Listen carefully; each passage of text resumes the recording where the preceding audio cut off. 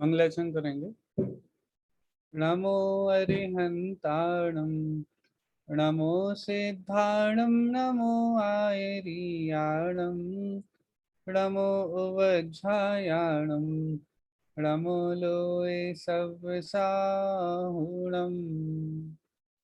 मंगलम भगवान वीरो, मंगलम गौतमो गणि, मंगलम कुंद कुंदाद्यो, जैन धर्मस्तु मंगलम। सर्वमंगल मांगल्यम, सर्वकल्याणकारकम, प्रधानम सर्वधर्माणां, जैनम जयतु शासनम, जैनम जयतु शासनम। जीवमजीवम दव्वम, जिणवरवसहेण जेणणे डिठम, देविंदविंदवंदम, वंदे तम सर्वदा शिरसा।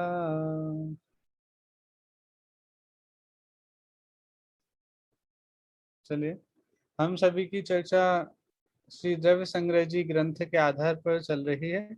और द्रव्य संग्रह जी ग्रंथ के आधार पर हमने उसके पहले अधिकार के दो अवान्तर अधिकारों की चर्चा अभी तक कर लिया। दो अवान्तर अधिकारों में क्या क्या विषय आया है कि सबसे पहले तो जीव द्रव्य का वर्णन पहले अधिकार में आया था, पहले अंतराधिकार में आया था। और पहले अंतराधिकार में जीव द्रव्य का वर्णन करने के बाद आचार्य देव ने बाकी के जो अजीव द्रव्य हैं उनका वर्णन दूसरे अवान्तर अधिकार में किया। उद्गल, धर्म, अधर्म, आकाश और काल द्रव्य का वर्णन हमने दूसरे अंतराधिकार में देखा। अब वैसे तो ये पहले अधिकार का नाम है छह द्रव्य अधिकार, तो छह द्रव्य अधिकार की चर्चा है, तो छह द्रव्यों की चर्चा तो हो गई ना। जीव द्रव्य की चर्चा हुई, उद्गल, धर्म, अधर्म, आकाश और काल द्रव्य की चर्चा होगी, तो छह द्रव्यों की चर्चा तो हो चुकी। तो अब और क्या बाकी रहा? छह द्रव्य की चर्चा हो गई, तो अब और क्या बाकी बचा जो इस तीसरे अंतराधिकार में आचार्य देव बताएंगे। हाँ, मधु जी ने हैंड रेस किया, आप बता रहे हैं कुछ? अनम्यूट करिए आप।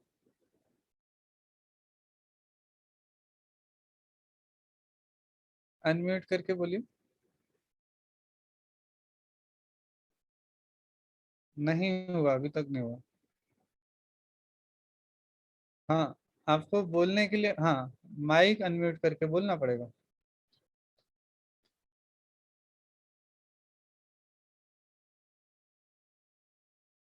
नहीं हुआ, अभी तक नहीं हुआ।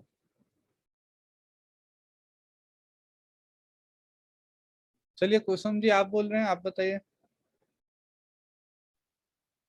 द्रव्य और अस्थिकाय का भेद बताने के लिए आगे की गाथा बताई गई है। बहुत बढ़िया। वैसे तो सारे के सारे अस्थिकाय द्रव्य तो होते ही हैं, जो भी अस्थिकाय है वो द्रव्य तो होता ही होता है। लेकिन यदि द्रव्य है तो अस्थिकाय हो ये जरूरी नहीं है। अर्थात जो छह द्रव्य हैं उनमें छहों के छहों द्रव्य अस्थिकाय नहीं है, ठीक है। लेकिन जो भी अस्थिकाय हैं वो सभी द्रव्य हैं। तो अब इनमें और क्या अंतर होता है, अस्थिकाय का अर्थ क्या होता है, द्रव्य का क्या अर्थ होता है, ये आज हम देखने वाले हैं। तो वो द्रव्यों के बारे में थोड़ी सी और विशेष चर्चा, द्रव्यों की चर्चा। और देखिए, जहां पर भी हमारे आचार्यों ने अस्थिकाय की चर्चा की ना, तो जो अस्थिकाय नहीं है उसकी चर्चा सबसे ज्यादा है। काल द्रव्य जो कि अस्थिकाय रूप नहीं है, उसकी चर्चा अस्थिकाय की चर्चा में सबसे ज्यादा होती है। पंचास्तिकाय नामक ग्रंथ है, आचार्य कुंद कुंदेव द्वारा रचित है। तो उस ग्रंथ में पांच अस्थिकाय की चर्चा होनी चाहिए, लेकिन काल द्रव्य की खूब चर्चा है। हाँ? क्यों? क्योंकि भाई जो अस्थिकाएं हैं उनकी भी चर्चा करनी है, और जो अस्थिकाएं नहीं है ऐसे काल द्रव्य की चर्चा भी आचार्यों ने अच्छे से की है। क्योंकि ये बात सिद्ध करनी पड़ेगी ना कि भाई आप काल द्रव्य को अस्थिकाय क्यों नहीं कह रहे हैं। तो वो सारी चर्चा बहुत अच्छे से आती है। हम यहाँ पर तो गाथाओं के माध्यम से इस विषय को देखने वाले हैं कि अस्थिकाय क्या होते हैं, कौन कौन से द्रव्य अस्थिकाय होते हैं, अस्थिकाय का अर्थ क्या होता है। ठीक है, पांच गाथाएं हैं, सिंपल गाथाएं हैं। चलिए मैं आपके साथ स्क्रीन शेयर करता हूँ। हम्म देखिए, ये विषय तो हम सभी को ख्याल है, तो ये तो मैं थोड़ा जल्दी जल्दी बढ़ाता हूँ, आपको ख्याल आता जाएगा। ये सब हमने किया हुआ है। जीव द्रव्य के नौ अधिकार, पहले से 14 नंबर की गाथाएं, ठीक है। फिर ये 15 से 22 नंबर की गाथाएं भी हम अभी करके आए हैं। जहाँ पे पुद्गल द्रव्य, धर्म द्रव्य, अधर्म द्रव्य, आकाश द्रव्य और काल द्रव्य की चर्चा हमने की है। ठीक है, आज हमारा विषय प्रारंभ हो रहा है इसके बाद, अर्थात तीसरा अंतराधिकार। तो पहले तो सामान्य रूप से देखते हैं कि इस अंतराधिकार में क्या क्या विषय आने वाले हैं हमारे। ठीक है, तो इस एक मिनट, सॉरी, हाँ यहाँ पर, हाँ, तीसरे अंतराधिकार में हम 5 गाथाओं के माध्यम से क्या देखने वाले हैं कि पहले तो सबसे पहले अभी तक जो वर्णन आया है 6 द्रव्य का, उसका आचार्य देव उपसंहार करेंगे, अर्थात क्लोजिंग। ठीक है, तो उस विषय की क्लोजिंग होगी और उसके साथ ही अस्थिकाय के बारे में बताएंगे कि कौन कौन से द्रव्य इनमें से अस्थिकाय हैं और कौन कौन से अस्थिकाय नहीं है। ठीक है, तो बहुत सिंपल गाथा है, 23 नंबर की गाथा। फिर जब आचार्य देव ने 23 नंबर की गाथा में ये बात कही कि इन द्रव्यों में से ये द्रव्य अस्थिकाय हैं, ये द्रव्य अस्थिकाय नहीं है, तो हमको प्रश्न हुआ कि आचार्य देव अस्थिकाय का अर्थ क्या होता है, अस्थिकाय का क्या लक्षण होता है। तो आचार्य देव ने 24 नंबर की गाथा में अस्थिकाय का लक्षण हमको बताया। ठीक है, फिर जब अस्थिकाय का लक्षण बताया, तो जब भी अस्थिकाय की चर्चा आती है तो ये बात आने लगती है कि कोई द्रव्य बहुप्रदेशी है, कोई द्रव्य एक प्रदेशी। अब बहुप्रदेशी है, एक प्रदेशी है, तो आप बताइए ना कि 6 द्रव्यों की संख्या कितनी कितनी है, 6 द्रव्यों के प्रदेशों की संख्या कितनी है। जीव द्रव्य कितना प्रदेशी है, पुद्गल, धर्म, अधर्म, आकाश, काल, इन सभी द्रव्यों के प्रदेशों की संख्या भी बता दीजिए। तो आचार्य देव ने एक गाथा में, 25 नंबर की गाथा में, सभी द्रव्यों के, जीव, पुद्गल, धर्म, अधर्म, आकाश, काल, इन द्रव्यों की प्रदेशों की संख्या भी गाथा नंबर 25 में बताई। ठीक है, जब ये विषय चलता है तो एक प्रश्न सभी को उपस्थित होता है, क्या, कि आप काल द्रव्य को प्रदेशी, बहुप्रदेशी नहीं कहते हैं, काल द्रव्य को काय, अस्थि काय नहीं कहते हैं। क्यों? क्योंकि वो एक प्रदेशी होता है। अच्छा, तो एक प्रदेशी और भी कुछ होता है क्या? हाँ, जो पुद्गल परमाणु होता है वो भी एक प्रदेशी होता है। तो पुद्गल परमाणु एक प्रदेशी होता है, कालाणु भी एक प्रदेशी होता है। तो कालाणु को तो आप कह रहे हो कि वो कायवान नहीं है, लेकिन आप पुद्गल परमाणु को कायवान कह देते हैं। तो ऐसा क्यों भाई? पुद्गल परमाणु को भी तो आप ऐसा बोलो कि वो भी अस्थिकाय नहीं है। जो स्कंद स्कंद होते हैं वो तो अस्थिकाय हैं, लेकिन जो पुद्गल परमाणु है वो अस्थिकाय नहीं है। नहीं, तो आचार्य देव ने गाथा नंबर 26 में ये बात सिद्ध करी, तर्क के माध्यम से ये बात सिद्ध की कि पुद्गल परमाणु में भी कायपना घटित होता है। तो वो कैसे होता है वो हम वहां पर देखेंगे। ठीक है, अब इतनी सारी, जब भी अस्थिकाय की चर्चा, इतनी सारी गाथाओं में, 23 से लेकर के 26 गाथाओं में जब भी अस्थिकाय की चर्चा आई, तो बार बार एक शब्द आ रहा था, एक प्रदेशी, बहुप्रदेशी। हाँ, तो ये जो प्रदेश शब्द आया, और जब बाकी द्रव्यों के भी प्रदेश बताए कि कोई तो असंख्यात प्रदेशी है, कोई अनंत प्रदेशी है, ऐसे ऐसे, तो आप ये बार बार प्रदेश शब्द बता रहे हैं, ये प्रदेश क्या होता है? हाँ, प्रदेश का क्या अर्थ लेना है, प्रदेश का क्या लक्षण है? हाँ, देखो आप लोगों को तो पता है, मुझे ख्याल में, देखो मधु जी ने हैंड रेस किया है, वो बताना चाह रहे हैं, चलिए बताइए प्रदेश किसे कहते हैं। पुद्गल परमाणु आकाश के जितने हिस्से को घेरता है उसे प्रदेश कहते हैं। बहुत बढ़िया। एक पुद्गल परमाणु आकाश के जितने हिस्से को घेरता है उसे प्रदेश कहते हैं। बहुत बढ़िया।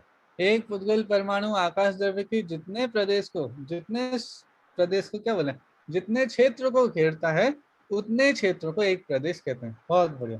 तो आचार्य देव ये बात बताएंगे और इसके साथ में इस प्रदेश की एक और कैपेसिटी बताएंगे कि प्रदेश में कितनी सामर्थ्य होती है। ठीक है, वो बात हम गाथा नंबर 27 में देखेंगे। ठीक है, तो आपको ये तो ख्याल में आ गया कि हम इस अंतराधिकार में, तीसरे अंतराधिकार में क्या क्या देखने वाले हैं।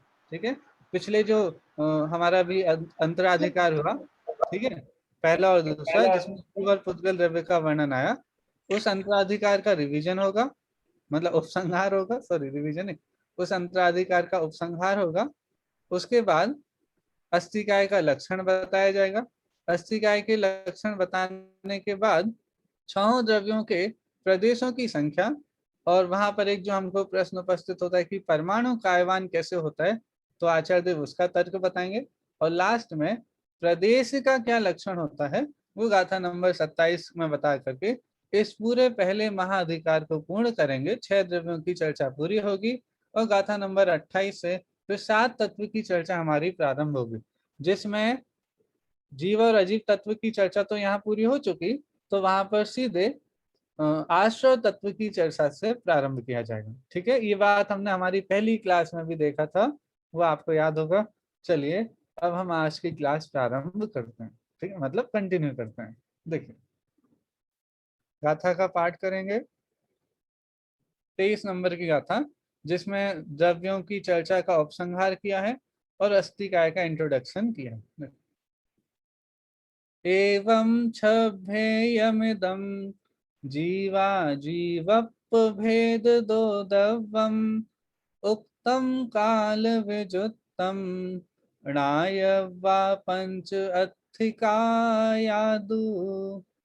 इस तरह ये छह दरव जो जीव और अजीव में, काल बिन बाकी दरब ही पंच अस्थि काय हैं। देखो मैं फिर वही बात बोलूंगा कि आप सभी को जो चीजें पता है मैं बस वही आपको बता रहा हूँ। ठीक है, देखिए क्या कहा। एवं, एक सेकंड,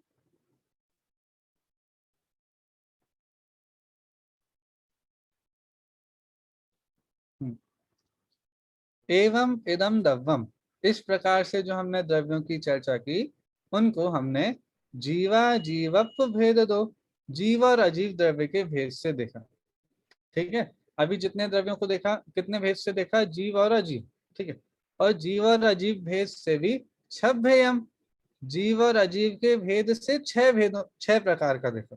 ठीक है, सारे द्रव्य जो पहली गाथा में ही बोला था जीवम अजीवम दव्वम, तो जीव और अजीव के भेद से उन द्रव्यों को छह प्रकार का देखा। छह प्रकार कौन कौन से थे? जीव, पुद्गल, धर्म, धर्म, आकाश और काल। ठीक है, उनको छभ्ययम उक्तम, अर्थात छह प्रकार से उनको कहा गया। ठीक है, अब और क्या कहा। काल विजुत्तम पंच अत्थिकाया, काल द्रव्य को छोड़कर पांच अत्थिकाय। हाँ? क्या कहा, काल द्रव्य को छोड़कर बाकी के जो द्रव्य हैं वो सभी कैसे हैं? अत्थिकाय हैं, अस्थिकाय हैं। ठीक है, ऋणादव्य अर्थात ऋणादव्य का अर्थ मैं देख लेता हूँ, जानना चाहिए भैया क्या अर्थ है। हाँ, यहाँ अणायप्पा जो उधर लिखा है अणा दब्बा है या अणा यप्पा? ना यब्बा, वहाँ गलत लिखा गया। हाँ अणा दब्बा लिखा था उधर हाँ जो। वो गलत हाँ है, गलत, ऋणा यब्बा ही लेना है। ठीक है, आपने ध्यान दिला दिया, मैं इसको करेक्ट कर देता हूँ। इसमें भी ऋणा दब्बा लिखा है। किसमें? ये हमारे पास बृहद्रव्य संग्रह है, हाँ उसमें ऋणा दब्बा लिखा है। वो गलत होगा क्योंकि मूल गाथा में भी यह वर्ड आया ना, मूल गाथा में भी यह आया है, इसीलिए वो हमको ड़ायब्बा है मूल गाथा में। हाँ णायब्बा ही करेंगे हम भी। ठीक है, नहीं भैया, हमने पहले भी पढ़ा था, दब्बा ही पढ़ा है हमने।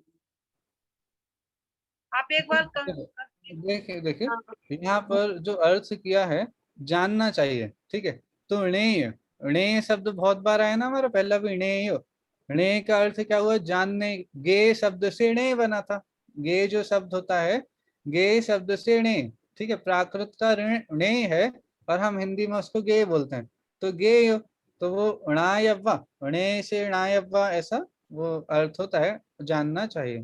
ठीक है, और इसमें प्राकृत में थोड़े और नियम होते हैं, कभी कभी अलग अलग जगह की जो प्राकृत होती है उसमें भी थोड़े डिफरेंस हो जाते हैं, तो अब वो हमको देखना पड़ेंगे प्राकृत के नियम आदि थोड़े। इसमें ऋणा दब्बा हाँ, माने द्रव्य लिखे हैं। अच्छा, तो वो फिर अर्थ देखना चाहिए कि यहाँ दब्बा से द्रव्य अर्थ करके क्या करना चाहते हैं, कि पांच अस्थिकाय रूप द्रव्य जानने चाहिए, ये अर्थ हो सकता है तो इसमें उनको। काल विजुत्तम ऋणा दब्बा पंच अस्तिकायत, यानी मुनि छह प्रकार के द्रव्यों में से पंचास्तिकाय रूप जानना, पांच अस्तिकाय रूप जानना। मैं समझ गया कि जो छह द्रव्य हैं उनमें से पांच अस्थिकाय रूप द्रव्य हैं, ऐसा अर्थ कर सकते हैं ना। टोटल छह द्रव्य हैं, उन छह द्रव्यों में से पांच द्रव्य कैसे हैं कि अस्थिकाय रूप द्रव्य है, और एक काल द्रव्य वो मात्र द्रव्य है, तो ऐसा अर्थ कर सकते हैं। चलिए हम इसमें ज्यादा नहीं उलझते हैं, अर्थ समझ में आ गया हमको दोनों अपेक्षा से क्या हो सकता है। हम वापस हमारे विषय पर आते हैं, देखिए। ठीक है, ये गाथा तो बहुत सिंपल थी, जिसमें बात कही गई है कि इस प्रकार ये द्रव्य, जितने भी द्रव्यों की हमने चर्चा की, जीव अजीव के भेद से 6 प्रकार का कहा गया है। इन सभी 6 द्रव्यों को हम जीव और अजीव में क्लासिफाई कर सकते हैं, लेकिन टोटल द्रव्य कितने हो जाएंगे? 6। ठीक है, वो भी जाती अपेक्षा से। ठीक है, परंतु काल द्रव्य से रहित पांच पांच जो द्रव्य हैं वो अस्थिकाय समझे जाने चाहिए। ठीक है, बाकी के जो 5 द्रव्य हैं वो अस्थिकाय हैं और काल द्रव्य अस्थिकाय नहीं है। यही बात यहाँ अन्वयार्थ से भी हम देख सकते हैं। इस प्रकार जीव और अजीव के प्रभेदों से यह द्रव्य 6 प्रकार कहे गए हैं। उनमें काल द्रव्य को छोड़कर 5 अस्थिकाय जानना चाहिए। ठीक है, मेरे हिसाब से इस गाथा में तो कोई भी प्रॉब्लम नहीं होगी, हम सभी को ये गाथा अच्छे से क्लियर हो गई है। आगे अस्थिकाय, ये जो बात आई कि 5 अस्थिकाय है, तो हमको प्रश्न उपस्थित हुआ कि ये अस्थिकाय क्या होता है। ठीक है, तो इसका प्रश्न आचार्य देव अगली गाथा में इसका उत्तर देते हैं। देखिए, चलिए हम गाथा पढ़ते हैं। आपको लगेगा कि आज थोड़ा जल्दी जल्दी चल रहा है, लेकिन ये विषय बहुत सिंपल है, इसीलिए थोड़ा ऐसा ही चलेगा। चलिए, गाथा नंबर 24। संति जदो तेणे दे अथिति भणन्ति जिणवरा जम्हा काया इव बहुदेशा तमहा कायाय अथिकायाय। कायवत बहु प्रदेशी है, इसलिए तो काय है। अस्तित्व में है, इसलिए अस्ति कहा जिन देव ने। देखो, आचार्य देव ने बिल्कुल हमको बच्चों की तरह समझाया। कैसे? कि भैया अस्तिकाय शब्द है ना, इस अस्तिकाय शब्द को तोड़ो। तोड़ो अर्थात इसको देखो कि ये 2 शब्दों से मिलकर के बना है, अस्थि और काय। जो अस्थिकाय है ना, तो अस्थिकाय में आप 2 शब्द देख सकते हो, एक हो गया अस्थि और एक हो गया काय। ठीक है, तो आचार्य देव पहले बताएंगे कि अस्थि क्यों है, अस्थि क्या होता है और काय क्या होता है, और जो फिर इन दोनों को जोड़ दीजिए तो अस्थिकाय बन जाएगा। देखो कैसे कह रहे हैं। जदो एदे संति, ठीक है, तेण जिणवरा अथिति भणंति। जो संति, जदो एदे संति, संति अर्थात है। संति का मतलब क्या होता है तो नहीं है। अस्थि को कहेंगे है, और संति को कहेंगे है ऐसा क्यों कहा? क्योंकि भाई हम एक द्रव्य की बात नहीं कर रहे ना, कितने सारे द्रव्य हैं इस विश्व में? अनंत द्रव्य हैं, जाति अपेक्षा से 6 द्रव्य हैं। ठीक है, तो वो 6 द्रव्य हैं। ठीक है, तो जो है वो तो हो गया तेण जिणवरा, जिनवर भगवान ने उसको अथिति अर्थात अस्ति ऐसा, अस्ति इति भणंति, उसको अस्ति रूप में कहा। जो है, जिसकी अस्थि है, जो संति जो है, उनको जिनवर देव जिनेन भगवान ने अथिति भणंति ऐसा कहा है, उनको अस्थि कहा है। और जमहा काया एव बहुदेशा, अब इसमें भी थोड़ा बहुदेशा रह गया, बहुदेशा करना पड़ेगा। जमहा काया एव बहुदेशा, जो काया के समान हमारी जो देह है, या जो भी देह, जिस भी जीव की देह होती है, वो सारी की सारी देह कैसी होती हैं? बहुदेशा होती हैं, बहुप्रदेशी होती हैं। एक प्रदेश रूप नहीं होते, एक्सटेंडेड होती है, मतलब बहुत सारे प्रदेशों में होते हैं, एक से ज्यादा प्रदेशों में होते हैं। जब हमने स्वदेह परिमाण वाली गाथा देखी थी, जिसमें समुद्घात की भी चर्चा हमने देखी थी, तो वहां पे एक शब्द आया था अणु गुरु देह परमाणु, आया था ना, अणु गुरु देह परमाणु। तो वहां पे हमने देखा था कि सबसे छोटी से छोटी अवगाहना भी कितनी हो सकती है? तो कहा था कि अंगुल का भी असंख्यातवा भाग, वो अंगुल भी घनांगुल बोला था, तो घनांगुल का असंख्यातवा भाग। और सबसे बड़ी अवगाहना कितनी हो सकती है? हाँ, तो महामत्स्य की। आपको याद है महामत्स्य की अवगाहना कितनी होती है? 500 धनुष। 500 धनुष की अवगाहन होती है पूरी, अकेले 500 धनुष में पूरी अवगाहना कितनी होती है? वो तो 1000 होती है ना, 1000 योजन गुणा 1000 लंबा होता है, 500 योजन चौड़ा होता है, और 250 मोटा होता है। 250 मोटा होता है। तो वो पूरा 1000 योजन लंबा, 500 योजन चौड़ा और 250 योजन मोटाई, इतना बड़ा अवगाहना महामत्स्य के जीव का होता है। ठीक है, तो यहाँ कह रहे हैं कि जमहा काया एव बहुदेशा, जिस प्रकार काय बहुदेशी होती है, अब जो हमने घनांगुल का असंख्यातवा भाग देखा उसमें भी असंख्यात प्रदेश होते हैं, वो भी बहुप्रदेशी होता है। और महामत्स्य का देखा तो वो भी बहुप्रदेशी होता है, वो भी बहुत सारे प्रदेशों में होता है। तो जिस प्रकार काया बहुप्रदेशी होती है, तमहा काया जो बहुत देश में बहुत सारे क्षेत्र में रहने वाला होता है उसको कहा काया, वह होता है काय। ठीक है, यह अत्थि काया यह, और इन दोनों को जोड़ दीजिए। किन को? अत्थि अर्थात अस्थि को और काय को, दोनों को जोड़ करके जो प्राप्त होता है वो है अस्थिका। ठीक है, तो जो है जिसमें है पना पाया जाता है, अस्थि पाया जाता है, एग्जिस्टेंस पाई जाती है, वो तो हुआ अस्थि। और जो बहुप्रदेशी होता है वो कहलाता है काय। और जो दोनों को जब हम मिश्रित कर देते हैं, अस्थि को और काय को, तो वो हो जाता है अस्थिका। ठीक है, जदो एदे संति तेण जिणवरा अस्थि इति भणन्ति, जमहा काया एव बहुदेशा तमहा काया यह अस्थि काया। और उन दोनों को जब जोड़ दिया तो वो अस्थि काय हो जाता है। देखिए अर्थ में आपको बहुत अच्छे से स्पष्ट हो जाएगा पूरा। देखिए, चूंकि ये द्रव्य विद्यमान है, अस्थि संति शब्द आया था ना, संति तो विद्यमान है, इसलिए जिनवर इनको अस्थि ही कहते हैं। और चूंकि ये द्रव्य देह की तरह बहुत प्रदेशी हैं, इसलिए काय भी कहे जाते हैं। और ये द्रव्य अस्थि और काय संयुक्त रूप से अस्थि काय कहे गए हैं। अस्थि भी और काय भी, इन दोनों चीजों को जब हम एक साथ देखते हैं तो उन्हीं द्रव्यों को हम क्या कहते हैं? अस्थि काय। ठीक है, ख्याल में आ गया ना? अस्थि और काय, अस्थि की अपेक्षा से कि वो विद्यमान है ना, उनका अस्तित्व है ना, तो वह अस्तित्व के कारण से तो उनको अस्थि कहा। ठीक है, आपको याद होगा कि एक सामान्य गुण है जो सभी के सभी द्रव्यों में पाया जाता है। कौन सा सामान्य गुण है? अस्तित्व। अस्तित्व। अस्तित्व नाम का सामान्य गुण है जो सभी के सभी द्रव्यों में पाया जाता है। तो वही बात लेने, जिस गुण के कारण द्रव्य का अस्तित्व हमेशा बना रहता है, उसको किसी ने, उसका किसी से जन्म नहीं हुआ, उसका कभी मरण नहीं होगा, कभी नाश नहीं होगा। ठीक है, उसको कहते हैं अस्तित्व गुण। तो उस अस्तित्व गुण के कारण से सभी के सभी द्रव्य अस्थि कहलाते हैं। और बहुप्रदेशी होते हैं, तो बहुप्रदेशी होने के कारण से उन द्रव्यों को हम काय कहते हैं।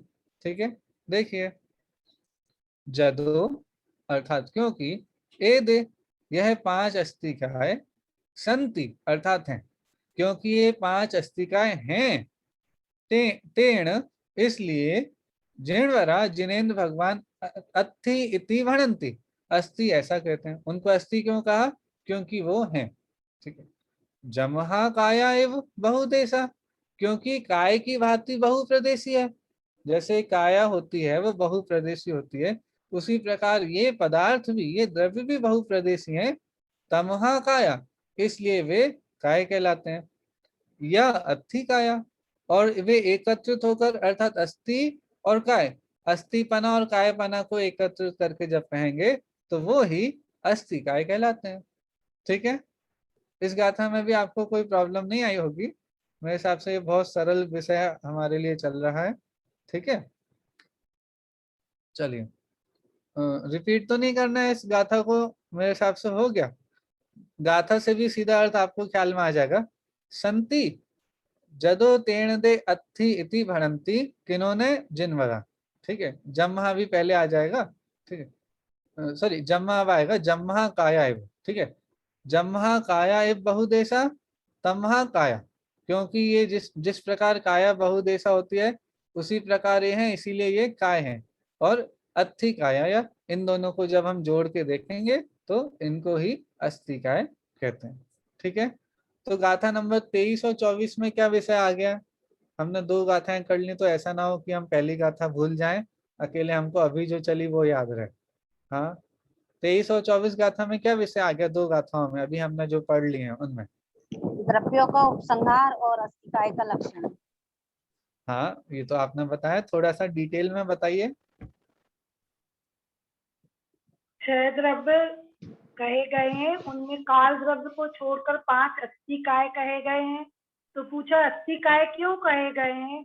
इसीलिए कहे गए क्योंकि जो द्रव्य सदा विद्यमान होते हैं उन्हें अस्थि कहते हैं, ऐसा जिनेन्द्र भगवान कहते हैं। और ये शरीर के समान बहुप्रदेशी हैं, इसीलिए इन्हें कायवान कहते हैं। तो दोनों को मिलाकर अस्थि काय कहलाते हैं। हाँ, तो ये जो 5 द्रव्य हमारे जीव, पुद्गल, धर्म, अधर्म और आकाश, ठीक है, ये 5 द्रव्य अस्थि काय कहलाते हैं। अब अगली गाथा तो आप सभी को आती है, मैं तो आपसे बिना गाथा दिखाए भी पूछना चाहता हूँ। चलिए ठीक है, हम आपको गाथा दिखाई नहीं रहे, मैं तो स्क्रीन भी स्टॉप कर देता हूँ शेयर करना। अब आपको मुझे बताना है कि जो हमने 6 द्रव्य देखे ना अभी, जीव, पुद्गल, धर्म, अधर्म, आकाश और काल, तो इनके प्रदेशों की संख्या आपको बतानी है कि कौन सा द्रव्य कितने प्रदेश है। देखो ऐसे आप बिना हाथ उठाए मत बोलेगा अभी, मैं देखना चाहता हूँ कि कितने लोगों को इसका आंसर पता है। जिसको इसका आंसर पता है वो हैंड रेस करें पहले तो। जिन्होंने वीडियो ऑफ कर रखी है, मुझे पता नहीं चल रहा है कि आपने हैंड रेस किया है नहीं किया है। हाँ, अच्छा वैसे किया है, ठीक है, चलो अच्छी बात है, बहुत सारे लोगों को पता है। चलो मैं ऐसा करता हूँ, सबको सारे द्रव्यों का नहीं पूछता हूँ, 3 द्रव्यों का पूछता हूँ। जीव, पुद्गल और धर्म द्रव्य का एक जन बताएंगे, ठीक है, और अधर्म, आकाश और काल द्रव्य का कोई दूसरे बताएंगे। चलिए, चलो सुरभि जी आप बताइए जीव, पुद्गल और धर्म द्रव्य का। जीव के असंख्यात प्रदेश हैं, पुद्गल द्रव्य संख्यात, असंख्यात और अनंत प्रदेशी। फिर जीव, पुद्गल, धर्म, धर्म लोक प्रमाण, असंख्यात बस प्रदेश। बस, आगे मत बताना, मुझे पता है आप लोगों को पता है, लेकिन सबको मौका देना।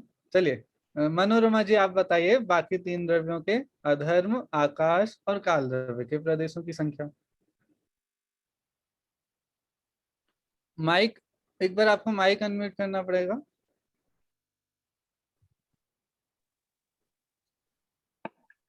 बोलिए। आकाश अनंत प्रदेशी है।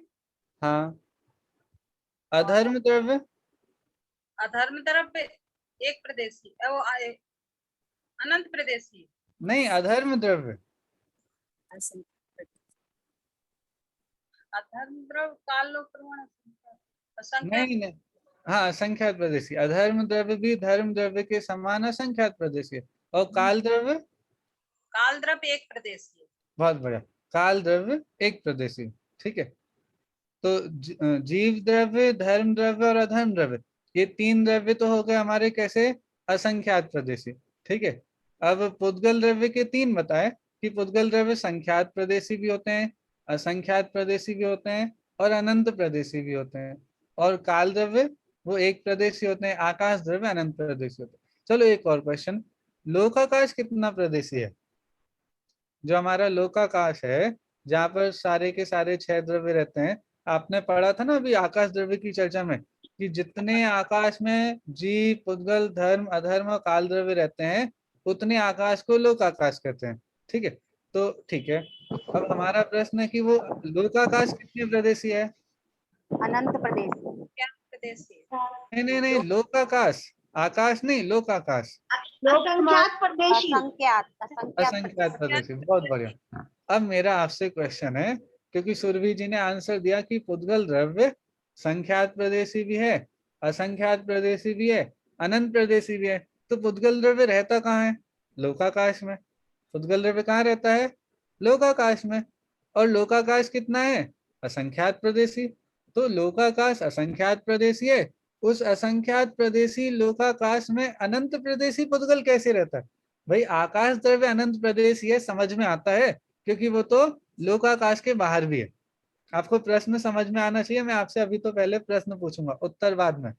देखो लोकाकाश कितना है? असंख्यात प्रदेशी। आकाश कितना है? अनंत प्रदेशी। तो अनंत प्रदेशी आकाश की बात ठीक है कि भाई आकाश अनंत प्रदेशी है, लेकिन आपने पुद्गल द्रव्य को भी संख्यात प्रदेशी, असंख्यात प्रदेशी और अनंत प्रदेशी बताया, तो वो अनंत प्रदेशी पुद्गल द्रव्य, अनंत प्रदेशी पुद्गल द्रव्य असंख्यात प्रदेशी लोकाकाश में कैसे रहेगा? प्रश्न समझ में आया? तो चलो प्रश्न बताना है कि प्रश्न क्या है। हाँ मेघा जी आप बता रहे हैं प्रश्न क्या है? प्रश्न ये है कि पुद्गल जो है वो अनंत प्रदेशी है, तो उसमें असंख्यात और संख्यात कैसे समा जाएंगे? नहीं नहीं नहीं नहीं, थोड़ा सा भी नहीं आया। जब संख्यात है, असंख्यात असंख्यात है, तो उसमें अनंत कैसे समा जाएगा? क्योंकि नहीं नहीं संख्यात असंख्यात तो कम होता है, अनंत ज्यादा होता है। नहीं नहीं, अभी पूरी तरह नहीं आया, हम एक बार कुसुम जी से पूछते हैं। हाँ लोकाकाश को असंख्यात प्रदेश कहा है, तो पुद्गल परमाणु को अनंत प्रदेश भी कहा है, तो वो उसमें कैसे समाएगा? पुद्गल परमाणु को नहीं, पुद्गल द्रव्य को, क्योंकि पुद्गल परमाणु को तो हम एक प्रदेशी कहेंगे, और पुद्गल द्रव्य को हमने तीन तरह से बताया। अभी तो सुरभि जी ने बताया, अभी हमने आचार्य देव का तो कथन नहीं देखा, हो सकता है कुछ गलत हो सकता सही हो, लेकिन सुरभि जी के बताने के अनुसार हम देखते हैं कि अभी पुद्गल द्रव्य तीन तरह का है, संख्यात प्रदेशी, असंख्यात प्रदेशी और अनंत प्रदेशी। तो हमारा प्रश्न ये चल रहा है कि जो अनंत प्रदेशी पुद्गल द्रव्य की बात आप करो, देखो हमें संख्यात प्रदेशी असंख्यात प्रदेशी में कोई प्रॉब्लम नहीं, क्यों? क्योंकि हमारा जो लोक है वो भी असंख्यात प्रदेशी है। अब उस असंख्यात प्रदेशी लोक में संख्यात प्रदेशी पुद्गल तो रह ही सकता है, असंख्यात प्रदेशी लोक में असंख्यात प्रदेशी पुद्गल भी रह सकता है। अरे जीव द्रव्य, धर्म अधर्म द्रव्य भी तो असंख्यात प्रदेशी हैं, वो भी रह रहे हैं, लेकिन उस असंख्यात प्रदेशी लोक में अनंत प्रदेशी पुद्गल कैसे रहेगा, हमारा प्रश्न ये है। ठीक है, अब आप में से कोई उत्तर बताना चाहेंगे, या फिर जब उसका उत्तर आएगा हम तभी देखें? बताइए, प्रश्न तो क्लियर हो गया ना? चलो ठीक है, हम उत्तर जब आचार्य देव बताएंगे तब हम उसको देखेंगे। अभी हम देखते हैं गाथा। ठीक है, हमने गाथा तो अभी पढ़ी नहीं, तो हम पहले गाथा पढ़ते हैं, फिर हम इस प्रश्न की भी चर्चा करेंगे। चलिए, ये हमने देख लिया अस्थिकाय का लक्षण।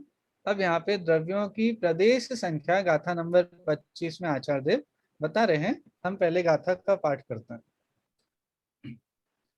होन्ति असंख्या जीवे धम्मा धम्मे अनंत आयासे मुत्ते तिविह पदेशा कालस्य गुणतेन शोकाओ।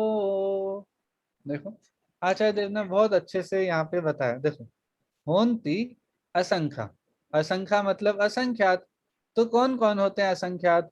असंख्यात प्रदेशी कौन कौन होते हैं? जीवे, धम्मा, अधम्मे। ठीक है, धम्मा धम्मे लिखे तो क्या अर्थ लेना है? धर्म और अधर्म, धम्म और अधम्म। ठीक है, तो कौन हो गए? सॉरी, जीव, धर्म और अधर्म कैसे हो गए? असंख्या, असंख्यात प्रदेशी हो गए।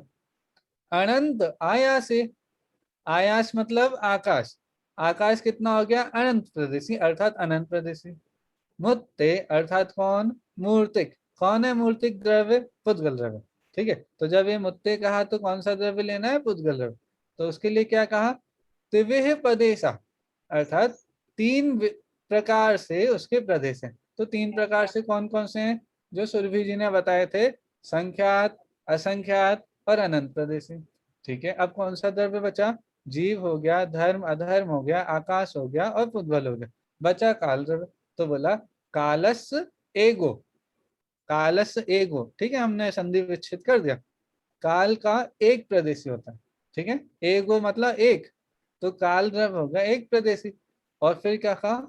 ण तेण सो काओ, क्योंकि वो एक प्रदेशी है इसलिए वो काय नहीं है। न तेण सो काओ, इसीलिए वो काय नहीं है। ठीक है, तो जीव, धर्म और अधर्म के असंख्यात प्रदेश, आकाश द्रव्य के अनंत प्रदेश, पुद्गल द्रव्य के तीन प्रकार से संख्यात, असंख्यात और अनंत प्रदेश, और काल द्रव्य का एक प्रदेश। और क्योंकि काल द्रव्य एक प्रदेशी है इसलिए वह ण काओ, इसीलिए वो काय नहीं। ठीक है, देखें। अच्छा, हमने हिंदी वाले नहीं पढ़ा ना, अभी हिंदी वाला भी पढ़ते हैं। है अनंत प्रदेश नभ जिए धर्म अधर्म असंख्य है, सब पुद्गलों के त्रिविध एवं काल का बस एक है। देखिए, हम अन्वय से भी देखते हैं। देखो, वैसे हमने अन्वय से ही देखा है, इस गाथा का तो बिल्कुल सीधे सीधे शब्दों से ही अर्थ ख्याल में आ रहा है। अब तो आप लोगों को प्राकृत भी आसान लगने लगी होगी, है ना? इंग्लिश कठिन है भाई, प्राकृत आसान है। देखिए, जीवे धम्मा धम्मे असंख्या पदेशा होती, जीव के, धर्म के और अधर्म के असंख्यात प्रदेश होते हैं। ठीक है, जीवे धम्मा धम्मे असंख्या पदेशा होती। फिर आया से अनंत, आकाश द्रव्य के अनंत होते हैं। मुत्ते अर्थात उद्गल द्रव्य के, तिविह अर्थात 3 प्रकार के होते हैं, संख्यात, असंख्यात और अनंत। कालस एगो, काल द्रव्य एक प्रदेशी। 150 कावणा, इसीलिए वह काय नहीं होता है।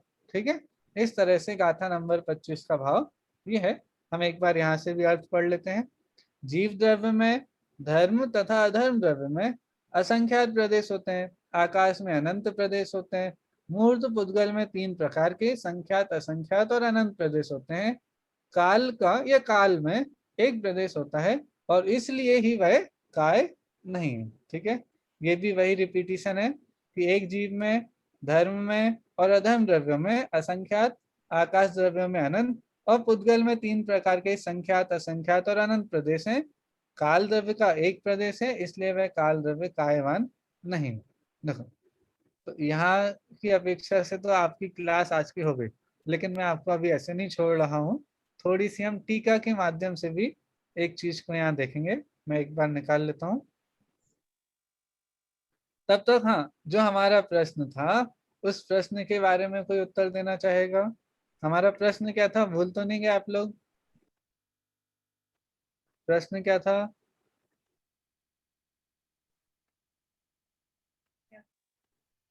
हाँ, मनोरमा जी बता रही हैं, बताइए। क्या था प्रश्न, हमें नहीं मालूम, नहीं पता? कल हमारा, क्लास में थे हम। अच्छा अच्छा, चलिए और कोई बताएगा? हाँ, सुरभि जी। समुद्र घाट के समय प्रदेश संपूर्ण लोकाकाश में फैल जाते हैं ना, ऐसे हाँ दीपक, एक दीपक कमरे में जलाओ तो उतना उजाला, और असंख्यात दीपक भी जला दो तो सारा उजाला उसमें समा जाता है। उसी तरह अनंत में असंख्यात, संख्यात और अनंत पुद्गल द्रव्य समा जाते हैं। बहुत बढ़िया, ठीक है, आपने तो बहुत अच्छे से उत्तर दिया। हम इसी चीज को आचार्य देव के शब्दों में भी देखेंगे। ठीक है, देखिए एक सेकंड। अच्छा, ये वाला मिट्टी का गिलास था, मिट्टी भर दो तो उसमें है ना पानी भी डल हाँ, जाता। वो प्रदेश का जब हम स्वरूप देखेंगे ना, तब आचार्य देव उसको भी यहाँ पर बताएंगे। वैसे इस प्रश्न का उत्तर हमारा वो 27 नंबर की गाथा में आने वाला है। तो मेरा मन हो रहा है अभी आपको नहीं बताओ, क्योंकि वो 27 नंबर की गाथा की टीका में आचार्य देव ने ये प्रश्न को खड़ा करके उसका उत्तर भी दिया। ठीक है, मैं आपको अभी बता नहीं रहा हूँ। आपको प्रश्न अभी भी रहना चाहिए, जिज्ञासा बनी रहनी चाहिए। कल जब मैं आपसे दोबारा प्रश्न पूछूंगा तो आप बताइएगा हाँ मुझे प्रश्न याद है। ठीक है, चलिए सुरभि जी आप एक बार प्रश्न रिपीट कर दीजिए, फिर हम आज की क्लास को यहाँ पर ही पूरा करेंगे। प्रश्न ये था कि लोकाकाश है वह असंख्यात प्रदेशी है, परंतु जो पुद्गल द्रव्य कहा तो वो संख्यात, असंख्यात और अनंत प्रदेशी है।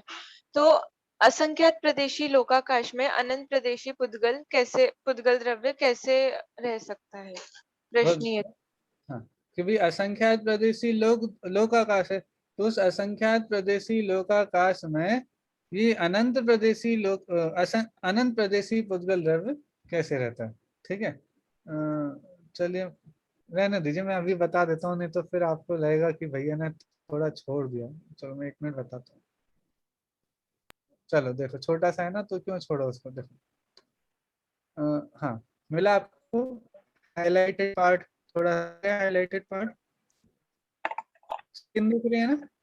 हाँ देखिए, उसके ऊपर वाली एक लाइन से मैं पढ़ता हूँ। मूर्त पुद्गल द्रव्य में संख्यात, असंख्यात और अनंत परमाणुओं के पिंड अर्थात स्कंद होते हैं।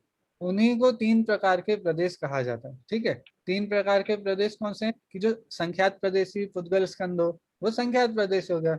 असंख्यात पुद्गल द्रव्यों का, पुद्गल परमाणुओं का पिंड हो तो उसे असंख्यात प्रदेशी पुद्गल द्रव्य का। और अनंत परमाणुओं का जो स्कंद हो, अनंत पुद्गल परमाणुओं का जो स्कंद हो उसको अनंत प्रदेशी का।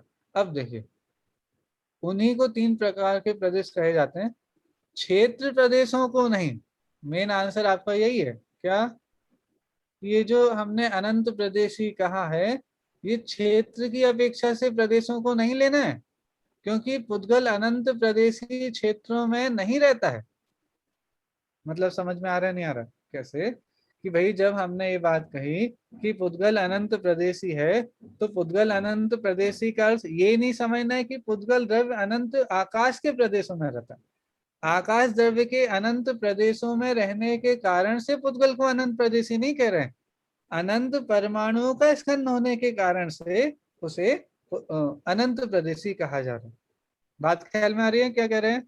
अनंत परमाणुओं का पिंड होने के कारण से उस स्कंद को, पुद्गल द्रव्य को अनंत प्रदेशी कहा जा रहा है। वो आकाश के अनंत प्रदेशों में रहता हो तो वो क्षेत्र प्रदेशों की अपेक्षा से हम उसको अनंत प्रदेशी नहीं कह रहे हैं। ठीक है, देखो चलिए मैं आपको एक और एग्जांपल देता हूँ।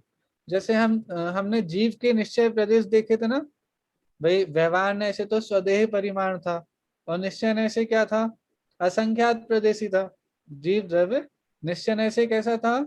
असंख्यात प्रदेशी। और वो भी असंख्यात प्रदेशी कैसा? कि लोक प्रमाण असंख्यात प्रदेशी। तो जब आपने ये कहा कि काल द्रव्य लोक प्रमाण असंख्यात प्रदेशी होता है, तो अभी मैं आपसे पूछूं कि भी अभी आप लोक प्रमाण असंख्यात प्रदेशी हैं क्या? तो लोक प्रमाण असंख्यात प्रदेशी तो हैं, लेकिन क्या आप लोक प्रमाण असंख्यात प्रदेशों के क्षेत्र में रहते हैं? मतलब आप लोक प्रमाण हैं क्या? इन दो बातों में अंतर है। देखो स्वदेह प्रमाण है ना, स्वदेह प्रमाण है। अभी तो हम स्वदेह प्रमाण है। देखिए दो बातों का अंतर हमको देखना है। जीव के प्रदेशों की संख्या कितनी है? प्रमाण असंख्यात प्रदेश। हमारे जो हम जीव हैं, हमारे प्रदेशों की संख्या कितनी है? कि जो 3 लोक के प्रदेश है ना, तो कितने प्रदेश हैं? कि लोक प्रमाण असंख्यात। हमारे प्रदेशों की संख्या भी उतनी है। तो जो हमारे प्रदेशों की संख्या है, परंतु हम संकुचित विस्तार नामक हमारे अंदर शक्ति है, उस कारण से हम लोक प्रमाण असंख्यात नहीं, थोड़े असंख्यात प्रदेशों में भी रह जाते। थोड़े मतलब आकाश के और कम असंख्यात प्रदेश। मतलब जैसे हमने देखा था ना घनांगुल का भी असंख्यात भाग, उतने में भी जीव रह जाता है। अब ये मैं मान लीजिए इतना करके बताता हूँ, तो इतने में भी कितने प्रदेश आएंगे? असंख्यात प्रदेश। लेकिन ये वाले असंख्यात प्रदेश लोक प्रमाण असंख्यात प्रदेश नहीं है। किसके? आकाश द्रव्य के। जब हम आकाश द्रव्य के प्रदेशों को देखेंगे तो यहाँ लोक प्रमाण असंख्यात प्रदेश नहीं है। असंख्यात प्रदेश तो है लेकिन लोक प्रमाण असंख्यात प्रदेश नहीं। लेकिन इतने में भी जो जीव रहेगा, उस जीव के प्रदेश, तो जीव के प्रदेश तो लोक प्रमाण असंख्यात ही है। और वो जीव के लोक प्रमाण असंख्यात प्रदेश आकाश के इतने असंख्यात प्रदेशों में रहते हैं। ऐसे ही काल पुद्गल द्रव्य को जब हमने क्या कहा कि पुद्गल द्रव्य अनंत प्रदेशी है, तो इतने से असंख्यात प्रदेशों में भी अनंत प्रदेशी पुद्गल स्कंद हो सकता है। समझ में आ रहा है? इतना सा छोटा सा एरिया, ठीक है। और छोटे, ये तो मैं बहुत बड़ा बता रहा हूँ आपको। बहुत छोटे से एरिया में भी अनंत प्रदेशी पुद्गल परमाणु रहते हैं।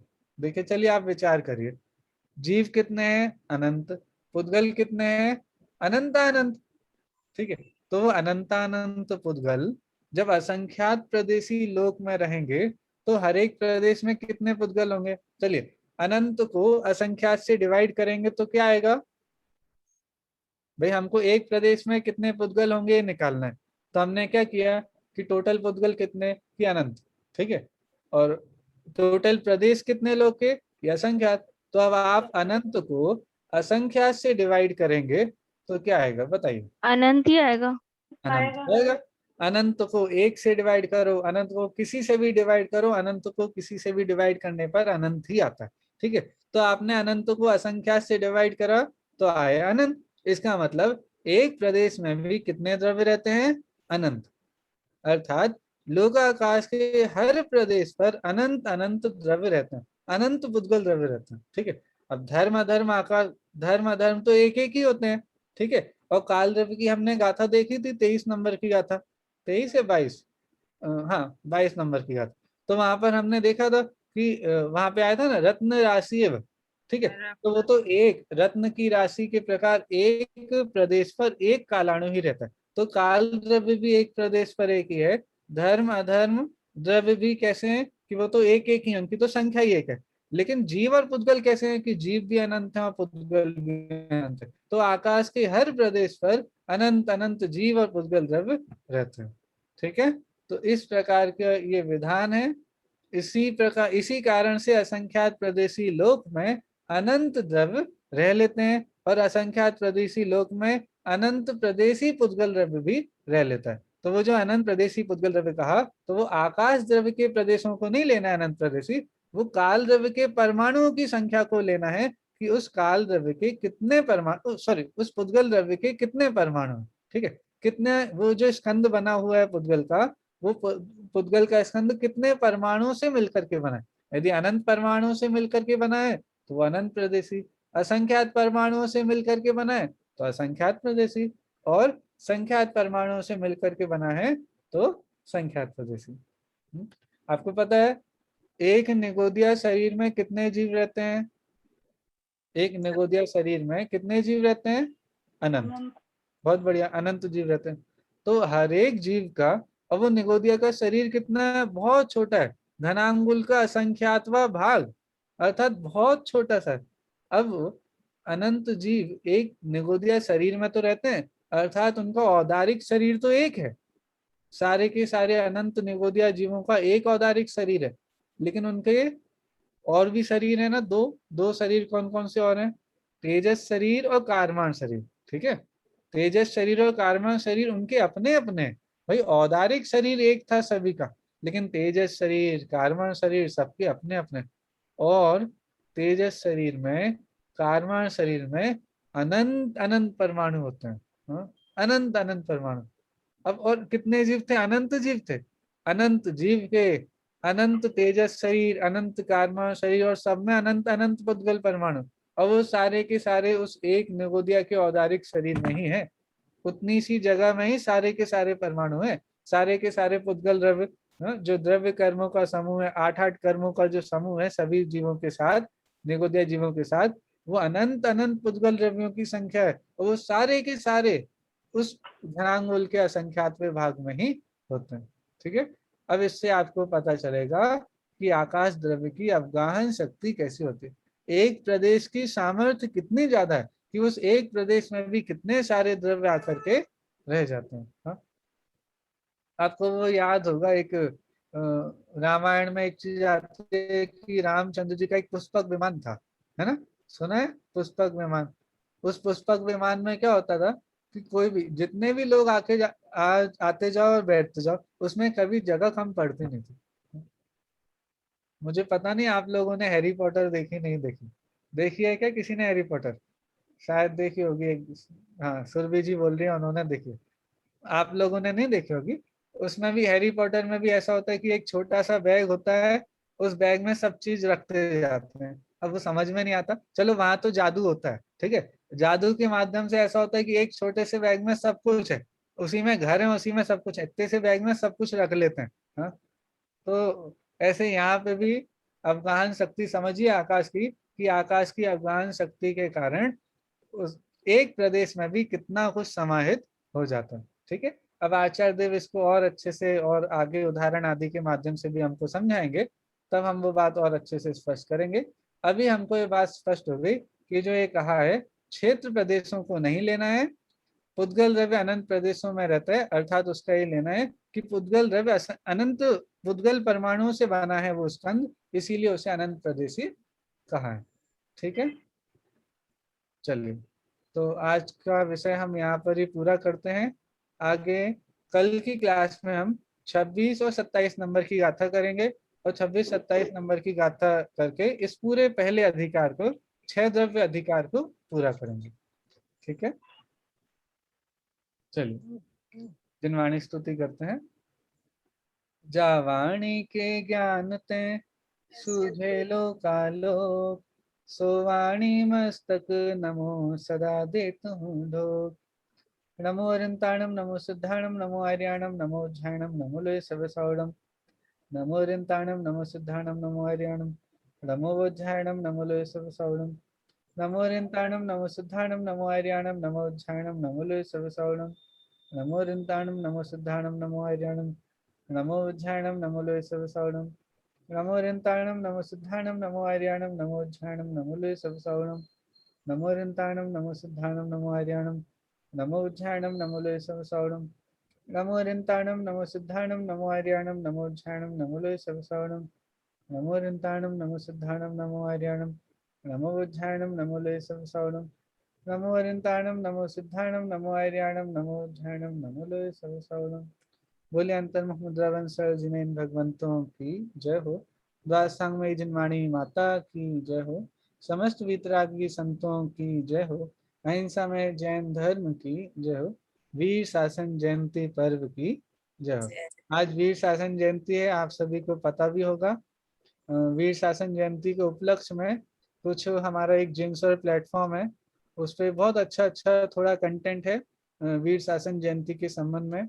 हमने क्लास में चर्चा जानबूझ करके ही नहीं की, क्योंकि हमारा विषय थोड़ा पीछे चल रहा है, तो हमको वो कवर अप करना है। लेकिन बहुत ही अच्छा विषय वीर शासन जयंती के संबंध में मैं हमारे ग्रुप पे आज डाल दूंगा। 3-4 लिंक है, तो आप उन लिंक के माध्यम से उस विषय को जरूर देखिए।